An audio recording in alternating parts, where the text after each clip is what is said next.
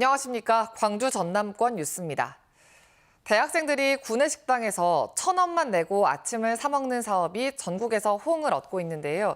정부 지원에 더해서 예산을 추가로 지원하겠다는 자치단체도 늘면서 재정이 녹록치 않은 대학들은 고민이 커지고 있습니다. 하선아 기자입니다. 이른 아침 대학 편의점에 학생들이 줄을 길게 늘어섰습니다. 1,000원에 파는 도시락을 사기 위해서입니다. 푸짐한 쌀밥에 불고기와 어묵 반찬 등 한 끼 아침밥으로 손색이 없습니다.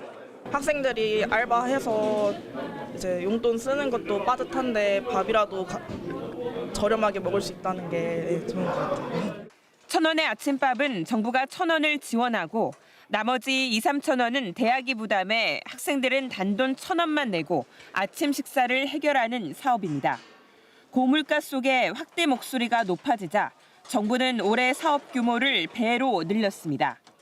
기존 41개 대학에 더해 광주 전남에서도 6개 대학이 추가로 신청했습니다. 조선대는 아침 식당 운영이 여의치 않아 정부 지원을 받지 않고 공공기관의 후원을 받아 도시락 형태로 첫 발을 뗐습니다. 차후의 문제점은 보완하고 장점은 더 살려서 더 나은 프로그램으로 발전시켜 보려고 합니다. 하지만 열악한 재정 탓에 이마저도 못하는 대학도 있습니다. 지급률을 많이 높여준다고 하면 다시 한번 검토는 해볼 수 있지 않을까. 지금 현재 구조로서는 학교 부담금이 제일 많고. 제주와 서울, 충남, 전북에 이어 전남도 별도 예산을 지원하겠다고 나서자 광주시 고민도 커졌습니다.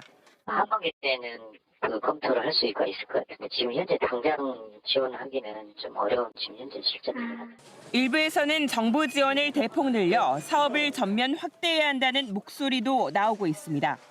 KBS 뉴스 하선아입니다. 이주호 교육부 장관이 어제 전남대에서 열린 간담회에서 글로컬 대학 30 정책이 지역의 30개 대학만 집중 육성한다는 것은 오해라며 선도 모델이 없으면 변화가 쉽지 않다고 밝혔습니다. 정성택 광주 전남 대학 총장협의회장은 대학을 혁신 대상으로 보는 것 같다고 지적했고 전국 교수연대회 소속 교수들은 대학 양극화와 교육 공공성 파괴라며 피켓 시위를 벌였습니다. 한편 광주시는 교육정책관 자리와 가칭 대학 민관협력위원회를 설치할 계획이고 전라남도는 글로컬 대학 30 선정을 목표로 산학연 자문위원회를 구성할 방침입니다. 대인관계에 어려움을 겪으며 다른 사람과 소통하지 않고 밖으로 나오지도 않는 이들, 은둔형 외톨이라고 부르죠. 이들을 전문적으로 돕는 지원센터가 전국에서 유일하게 광주에만 있는데요. 문을 연 지 이제 1년이 됐습니다. 외톨이들에게 열심히 손을 내민 센터의 일년을 양창희 기자가 취재했습니다. 광주 은둔형 외톨이 지원센터, 은톨센터의 하루는 말 걸기로 시작합니다. 만남도 통화도 쉽지 않은 은둔형 외톨이들에게 온라인으로 안부를 묻는 겁니다.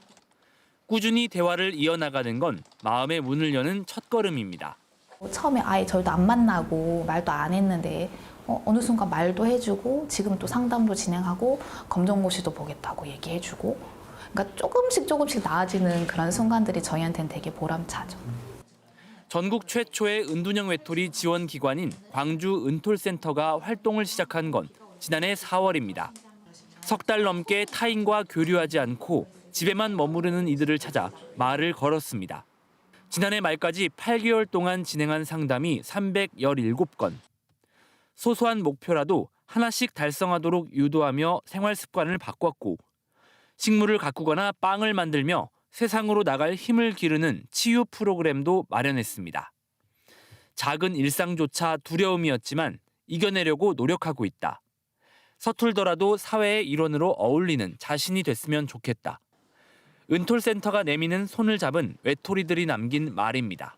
발굴의 장이 되는 겁니다. 그래서 이 센터가 그동안에 본인들이 어느 누구에게도 얘기하지 못했던 그런 어려움을 이제 센터가 생기니까 저희들한테 이제 문의를 해주시고 이렇게 발굴을 할 수 있었던 게 가장 큰 성과였던 것 같고요. 정부의 지원 대책이나 관련 법도 없는 채로 광주에서 먼저 시작된 은둔형 외톨이 지원 사업. 광주 은톨센터 활동 이후 서울과 인천, 경기 등에서 지원책 마련이 추진되는 등 전국의 변화의 바람도 불고 있습니다. KBS 뉴스 양창입니다.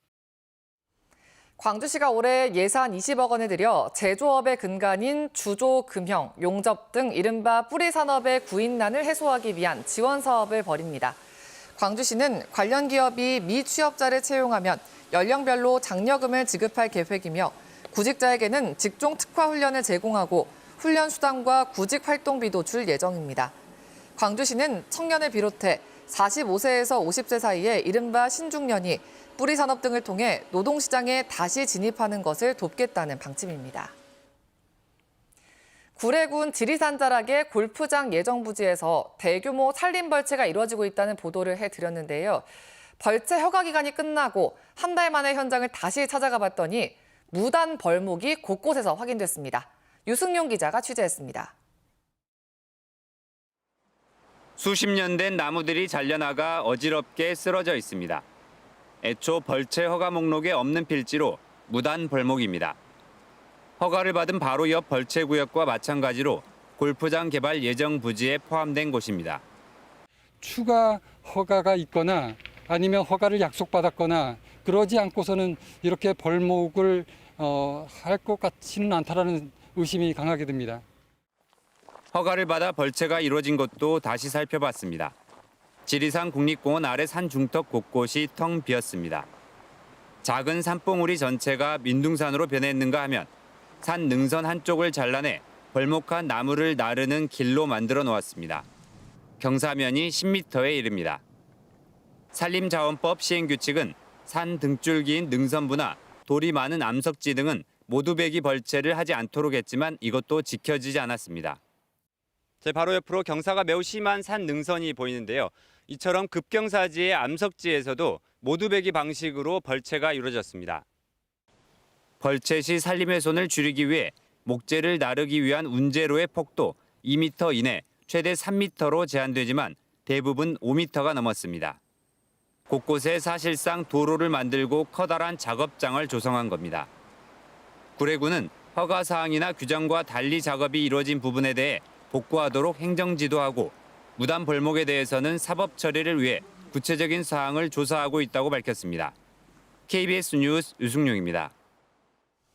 여수 시민사회단체 연대회의는 성명을 내고 웅천 지역 생활형 숙박시설 용도 변경을 위한 주차장 조례 개정을 반대한다고 밝혔습니다. 연대회의는 도심 주차난이 해소되지 않은 상황에서 해당 조례가 개정될 경우 주차장 신설을 위해 막대한 세금이 투입되고 웅천 지역 아파트 주민들과 형평성 문제에 휘말리게 될 것이라며 이같이 주장했습니다. 정기명 여수시장과 생활형 숙박시설 입주자들은 어제 여수시청에서 면담을 갖고 용도 변경에 대한 해법을 논의했습니다. 올해 처음 시작된 고향사랑 기부제가 호응을 얻고 있는 가운데 국내에 거주하는 외국 국적의 동포도 고향사랑 기부제에 동참할 수 있게 됩니다.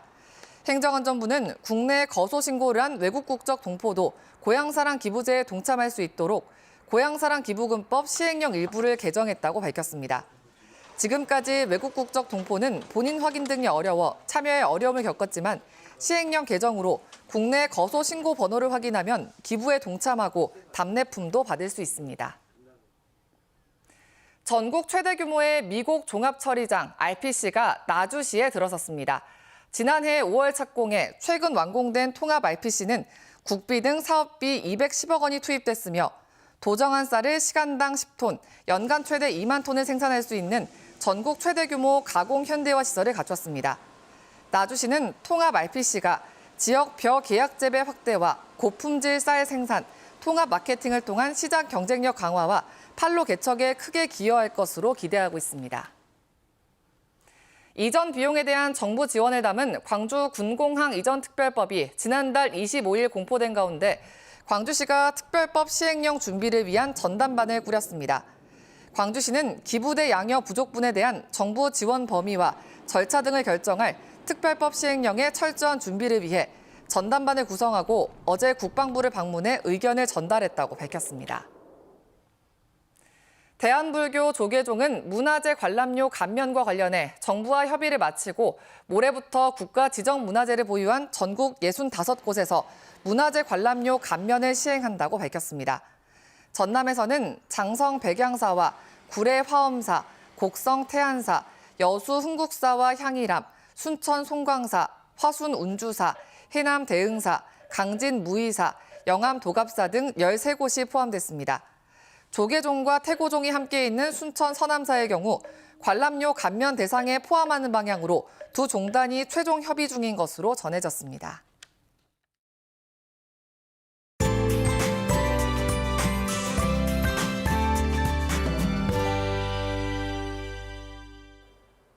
오늘은 어제보다도 더 따뜻한 곳들이 많겠습니다. 아침 기온 광주와 목포 10도 안팎, 곡성이 4.9도로 평년 기온을 1에서 6도가량 밑돌고 있는데요.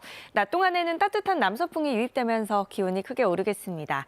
특히 내륙을 중심으로 26도 안팎까지 올라 일교차가 크게 벌어지겠습니다. 오늘 하늘도 맑게 드러나겠습니다. 고기압의 영향을 받아 대체로 맑겠고요. 미세먼지 농도 좋음 단계로 공기질 또한 깨끗하겠습니다. 다음은 자세한 지역별 날씨입니다.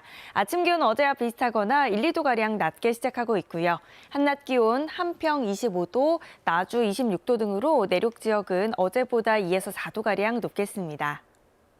여수의 낮 최고 기온 21도, 순천 23도로 동부 남해안 지역은 어제와 비슷하거나 1, 2도가량 낮겠습니다.